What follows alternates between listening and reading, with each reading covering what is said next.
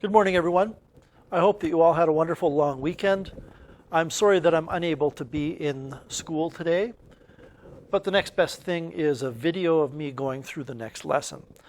Before we get started here, I know that many of you might have some questions with regards to some of the work we did last week, but those questions will have to wait until tomorrow. What you're looking at doing in this lesson, which is on page 20 of your unit handout, and is called the Kinematics Equations Part 1, is we're going to be solving uniform acceleration problems algebraically instead of graphically. It's still an expectation that you understand certain features of graphs and how it relates to solving problems, but we're going to be solving them today using formulas instead of graphs. A reminder from last week that uniform acceleration, and if you take a look at the objective, it says solve uniform acceleration problems. Uniform acceleration means that the velocity is changing at a regular rate. And if the velocity is changing at a regular rate, then what that means is you get a straight line on a velocity graph. Now, you do know from last week how to find the acceleration of such an object, and you find the acceleration of this kind of object or this situation by determining the slope. And if you wanted to determine the slope, you would draw a triangle, perhaps that triangle. You would be looking then at what VI and VF are over that time interval so that you could subtract those numbers to get a rise, and then you would be reading the time at the end so that you could have a run. And your slope would be whatever VF minus VI is, and you're divided by the time. It would be rise over run. You also learned how to find the displacement of such an object, and that would be the area under the graph, which would be the area of that triangle added to the area of that rectangle. And that's what we basically finished off with last week. Based on how we define acceleration, and based on how we define speed, and also based on really everything I just talked about with this graph, you can come up with formulas that relate all of these different things, that relate VI and VF and acceleration and displacement and time. And the 5 formulas that are derived from that are these. Now, I'm perfectly aware, particularly for those students who haven't taken math since semester 1 of last year, that when you look at these formulas, it's more than a little intimidating. So we're going to start off today by making it a little bit simpler. That's why this is called the Kinematics Equations Part 1. But let's talk about the formulas to begin with. These are the 5 formulas, and if you go to your formula sheet, you've been asked to have your formula sheet out, and you look under kinematics, you will see a total of 8 formulas. And for uniform acceleration, which is what we're talking about today, we're not going to be using your average speed formula, and these 2 formulas at the bottom of this section on your formula sheet have to do with a different type of motion that we will learn about later, so we're not using these. So these are the 5 formulas. When you compare these formulas to what is in your handout, there's a very slight difference with one of them, and it's the A acceleration formula. Acceleration equals delta V over delta T is what I have here. And on your formula sheet, they have average acceleration. Well, I mentioned a minute ago that I'm going to make things a little bit simpler today. One of the ways we're going to do that is we're not going to worry about the difference between average acceleration and acceleration. In fact, we won't have to worry about that subtlety until about 3/4 of the way through the course. So here are the 5 formulas. And in these formulas, we have D for displacement, A for acceleration, VI for initial velocity, VF for final velocity, and T for time. Of course, these 4 things are vectors. So when you look at the formulas, you will see vector symbols above those quantities. Well, except for this formula, and I don't want you to worry about why the vector symbols are not in that formula yet. We will talk about that when we need to. However, even though many of these quantities in the formulas are vectors, today we're not going to have to worry about it. So there are vector symbols on certain variables in these formulas. And that means the formulas are capable of handling direction. Well, we don't have to worry about that today because every example we do today is going to involve an accelerated motion that speeds the object up in one direction. And what that means is the objects in all of the problems we try to solve today are going to be traveling in one direction. They will not change direction, so we don't need to worry about negative acceleration or negative displacement or negative velocity. All of those quantities can be treated as positive. So that being said, every time I do one of these examples today, you will notice that I don't use the vector symbols. And I will probably mention that every time I don't use the vector symbols. However, starting tomorrow or maybe Thursday, those directions are going to become very important. So we have 4 examples to do. I want to, before we even get started, point out to you that I'm going to do 4 examples with you, but there are probably 20 or 40 different examples that could be done because of all of the equations and all of the variables.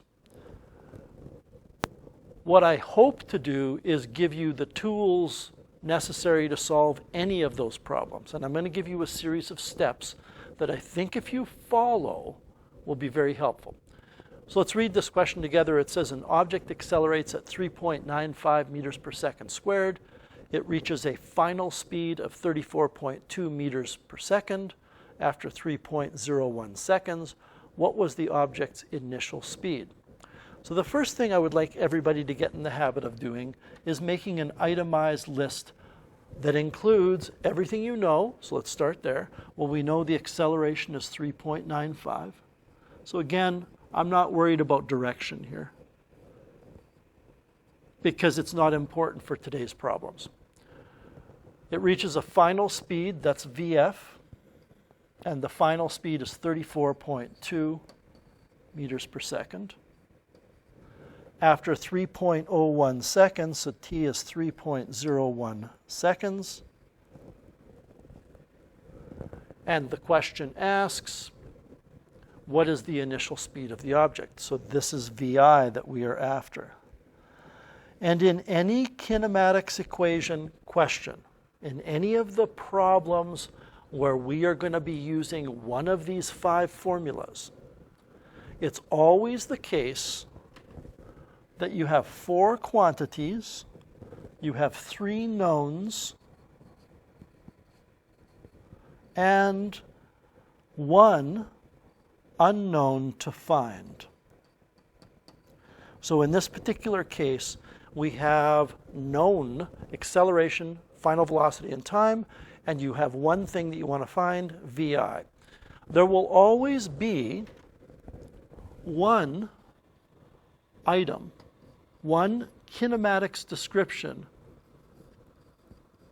You are not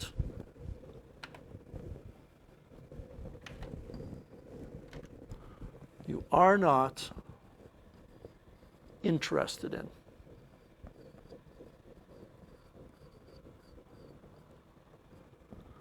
And the thing you are not interested in this question is D.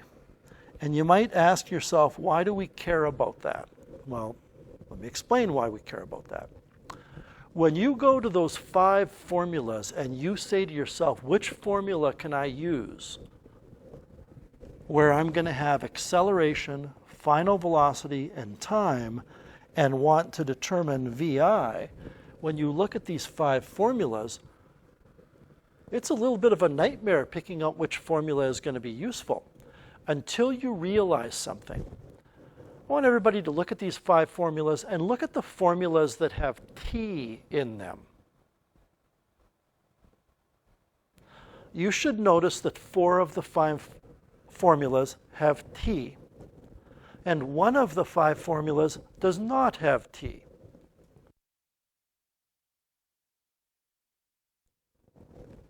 I'd like you to look at the 5 formulas and ask yourself which of the 4 have d. Well, it turns out that 4 have d and 1 does not have d. And this is always the case. One of the formulas will always be missing one of the variables. For example, in this formula I'm talking about here, there is d, there is vf, there is t, and there is a. There is no vi. This is missing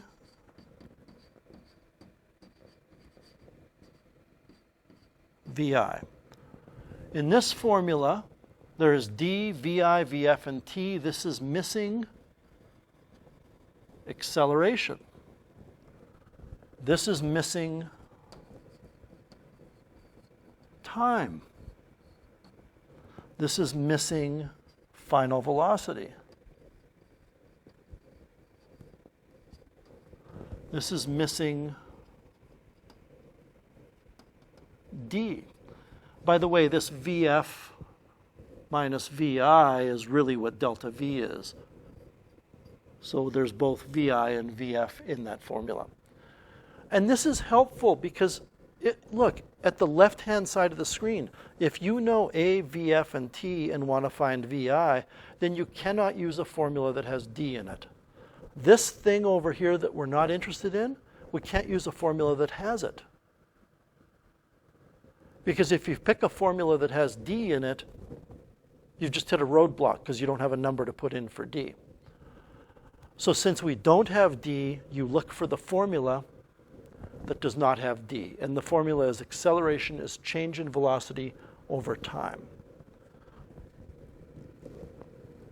So this is the formula we're going to be using. Acceleration equals delta v over delta t. I will almost always from here on in write a equals vf minus vi over t. And now we can put the numbers in. So a is 3.95. Vf is 34.2 minus vi over t, which was 3.01 seconds. You will notice in this substitution right here, I didn't put units. And the reason I didn't put units is not because they're not important. Units are important. I didn't put units because I want us to see past the units and look at the numbers so we can do the math. When I put the units in, it's going to get more confusing visually. So now we have to solve this equation. You have to reach into all of the previous math skills that you have and say, what can I do with this equation? Well, this is really a fraction equaling a fraction.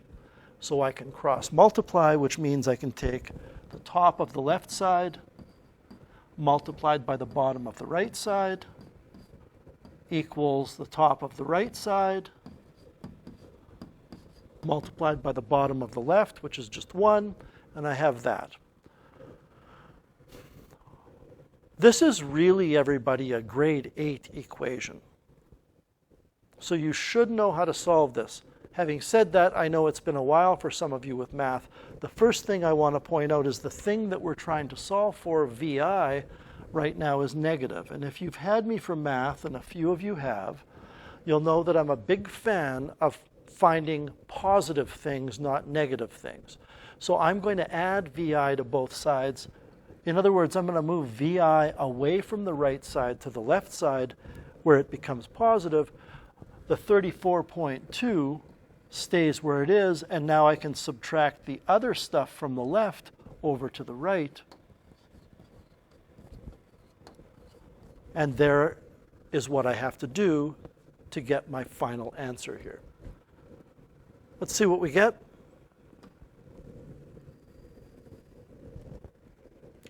34.2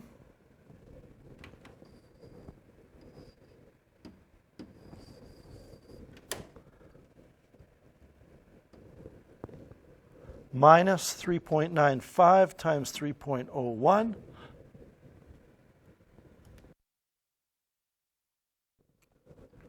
gives 22.3.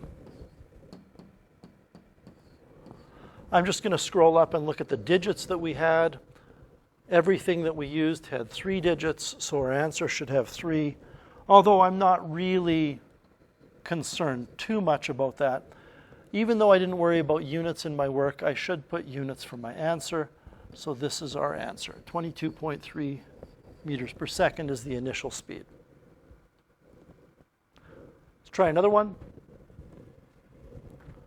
A large steel ball is dropped from a height of 4 meters above the floor and accelerates towards the floor at 9.81 meters per second squared. This is probably going to be the last problem in this course where I actually tell you that a falling object accelerates at 9.81 meters per second squared. We need to know that that's the acceleration due to gravity in this part of the world. I say in this part of the world because if you go to different parts, depending on the elevation above sea level, the acceleration due to gravity is different. So for example, even if you go to Calgary, the acceleration due to gravity is only 9.80 meters per second squared, whereas in central Alberta, it's 9.81. If you go to Mexico City, I believe it's about 9.6 meters per second squared. And later on in the course, we're going to learn what determines the acceleration due to gravity. Anyway, the question is, what velocity will the ball have at that instant when it reaches the floor? So we can make a list of what we know. We know the initial velocity is 0 because we drop it. The instant we open our hands, it's a hard thing to wrap your head around, but the instant we open our hands is when the stopwatch starts. And at that point in time, the object is just starting to move, so it's VI equals 0. The distance that it falls is 4 meters. The acceleration of the object is 9.81. There are our 3 knowns. What we're trying to find is VF. So you're trying to find a formula that can use VI, D, and A to find VF. The formula cannot have T. We do not have T in our list of items, so the formula we choose cannot have T. When you look at your formulas, this has time, so it's useless. This has time, so it's useless. This has time. This can't help us because it has time. We're looking at using the formula VF squared equals VI squared plus 2AD. I want to write VF squared equals 2AD. And I would ask everybody to look at this question. Look at this formula right here that I just wrote. And ask yourself why I wrote that when that's not the formula on your formula sheet. The formula on the formula sheet is what I've got kind of circled here, VF squared equals VI squared plus 2AD. Well, the reason why I didn't write the VI squared is VI is 0. So if I were to write VF squared equals VI squared plus 2AD, I would end up putting 0 in here, and when I square 0, it's 0, so all I'm left with is VF squared equals 2AD. We can put the numbers in. This one is really simple to solve. VF squared equals 2 times the acceleration, which is 9.81, times D, which is 4. You don't need to show this step on paper. Once you show your substitution, all you need to do is show your answer after that, but I'm showing it step by step here. 2 times 9.81 times 4 gives me 78.48. That's not VF, of course. I need to take the square root. And when I take the square root of both sides, I'm left with VF equals, well, whatever the square root of that number is.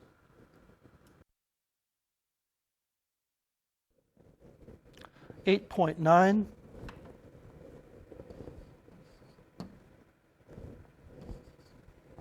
meters per second. I just want to scroll up and look. Because the distance had only 2 digits, that's limiting how many digits our answer can have. Our answer can't have more digits than the smallest number of digits in the question. So it's 8.9 meters per second.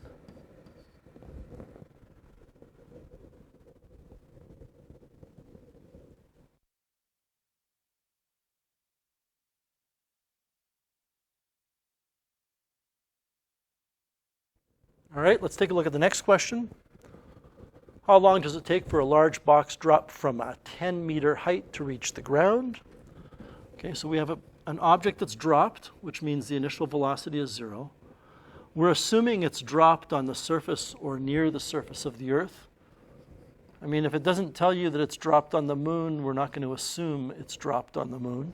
That means we know the acceleration of the object. The distance it travels is 10 meters.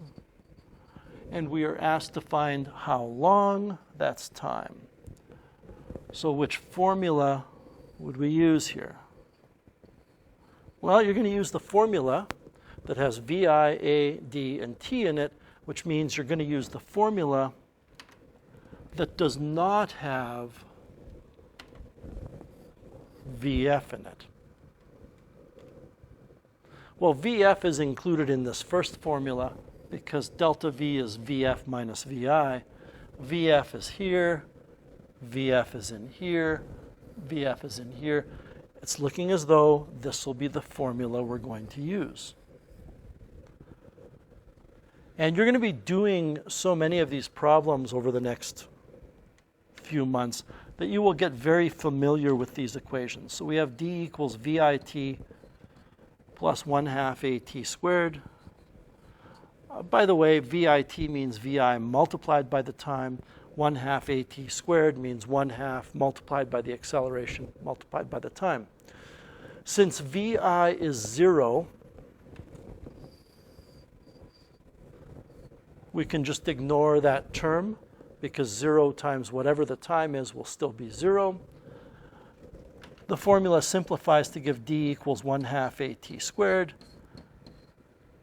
Put the numbers in, solve for the unknown. So the distance is 10. Again, I'm leaving out the units in my substitution to make things more tolerable for us to solve mathematically. Equals 1/2 times 9.81 times t squared. Now, humor me here. We want to solve this particular equation in a certain way. There are different ways you could solve it, but I would recommend doing the following. Since t squared is being multiplied by 1/2, to get rid of that 1/2, we can take the 10 and multiply it by 2. So I'm multiplying both sides of the equation to get rid of the half. Since the t squared is being multiplied by 9.81, I have to also divide by 9.81. And this is what t squared is equal to. I'm going to actually write that down, although you certainly don't need to. T squared is equal to about 2.03. And that means that t is the square root of 2.03.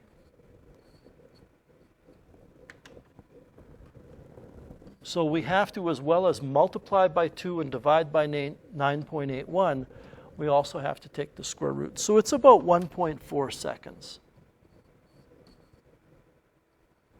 I don't know about the significant figures. Well, the height was given as just 2 digits. 10 meters is 2 digits, so our answer is 1.4 seconds. You don't really need to show any of this in the middle you need to show this, and you need to show your answer.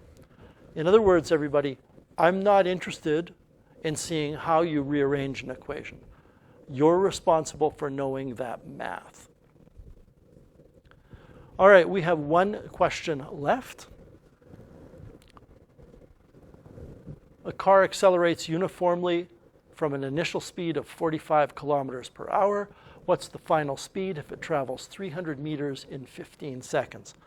Well, first of all, and I didn't say this earlier, but I'll tell you now, you have to use standard units in these formulas.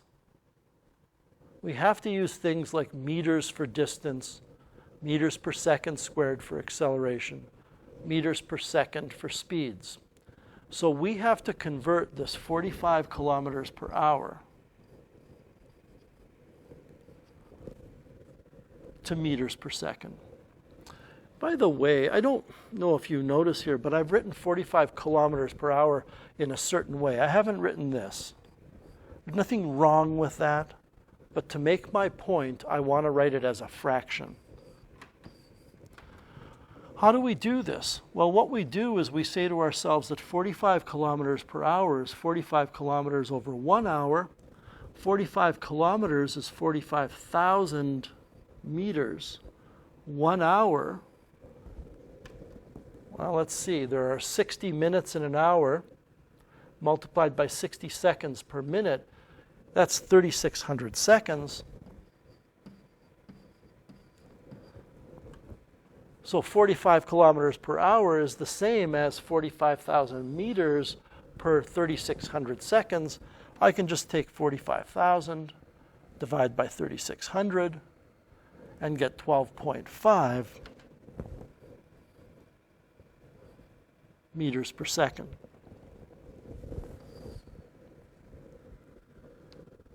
Now, there's a shortcut, and the shortcut is to take your kilometers per hour, multiply by, divide by 3.6, and that will give you your meters per second.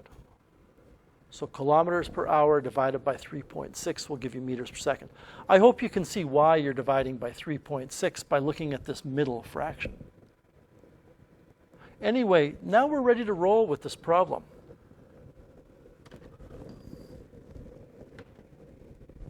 So the initial speed is 12.5 meters per second.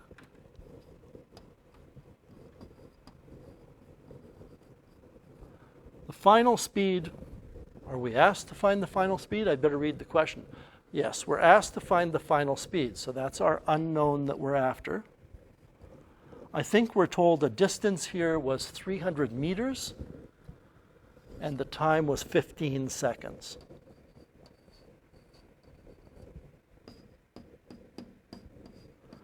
When I peruse the list of these descriptors, I do not see acceleration in the list. So when I go to my list of formulas, I don't want to use any formula that has acceleration. I'm going to use this formula. D equals Vf plus Vi all over 2, all multiplied by t.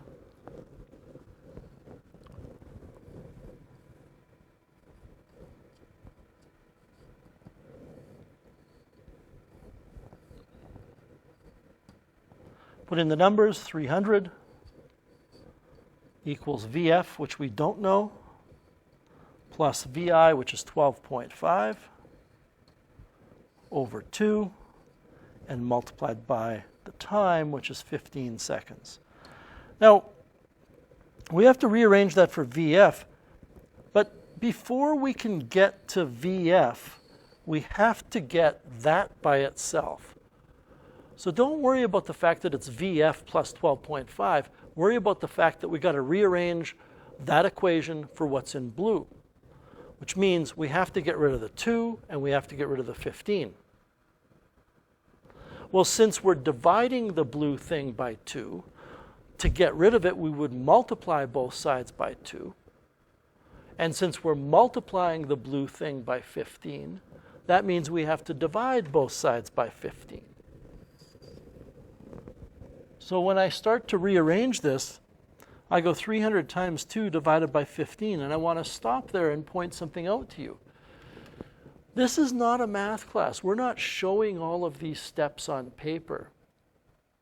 You certainly could, but it's an expectation that you can do what I just did on the calculator, so that now we can write 40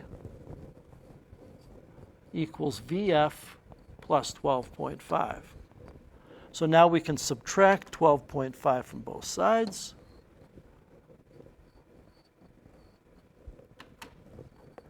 And get VF equals, by my count, 27.5 meters per second. I will just double check a couple of things to make sure. First of all, is that the right number? It is. Secondly, do we want 3 digits? Well, everything was given to 3 digits, so that's our answer. All right, just a few notes in summary. All of the problems today can be solved if you do that procedure that we've done for all of these examples. The first thing you do is you write out an itemized list showing what you know and what you want to find. The second thing is you determine the equation that has those 4 variables in it, and then you sub in and solve for the unknown. However, a couple of other general comments. If you're coming into Physics 20 with a somewhat weaker math background, you are going to be struggling a little bit more. But like anything else, you're not going to get better at it until you practice. And very briefly, I don't want to take up too much more of your valuable time, but what does practice mean? It means you have to try. Well, what does try mean? I know your teachers tell you, well, have you tried it? What does that mean? Have you tried picking an equation and putting the numbers in? Have you tried doing that, and then have you tried on your calculator rearranging?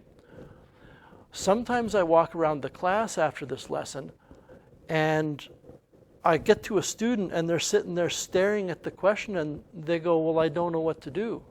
I said, well, have you tried? And they go, well, I don't know what to do. Then you're not trying, because what you have to do is make a list. Look, you're not going to get better at this by staring at the questions. If I want to become a star basketball player, I don't go watch a game and sit in the bleachers and watch the pros and expect to be able to play basketball very well. I have to be on the court practicing. You cannot get better at physics by just staring at the problems and trying to figure them out in your head. I'm mentioning that because from experience I know that some students will want to do that. They'll just stare at the question and think, well, what would the answer be? I'm sorry, it doesn't work that way at this level. You have to actually write stuff down and solve them with the steps that we've learned. So once again, I apologize that I couldn't be here today. I haven't really been keeping track of my time here, but it feels as though even with the little quiz you wrote at the beginning of the class that you should still have about a half hour to work on these. Page 22, 1 to 13, we will go over any questions that you have with this tomorrow and perhaps even get more practice with these types of problems tomorrow. So in the meantime, have a great rest of the day and we will see you all later. Take care.